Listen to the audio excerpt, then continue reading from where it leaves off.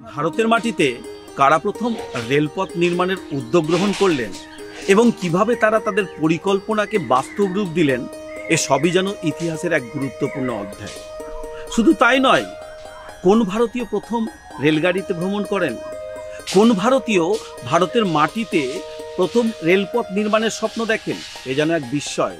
ভারতীয় মনীষীদের জীবনের সাথে রেলগাড়ি কিভাবে অঙ্গাঙ্গিভাবে জড়িয়ে আছে, বা আমজনতার সহজ সরল জীবনে রেলগাড়ি কিভাবে প্রভাব ফেলেছে, তা জানতে চলুন ইতিহাসের অলিগলিতে একটু বিচরণ করে আসি।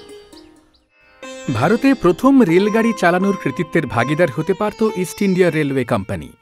সবকিছু ঠিক থাকলে ইতিহাস আজ অন্য কথা বলতো, অথচ তা হয়নি। কিন্তু কেন? কি কি কারণ ছিল যার জন্য পূর্বাঞ্চলে রেলগাড়ি চলতে বিলম্ব হয়? চলুন তবে তা জেনে নেওয়া যাক।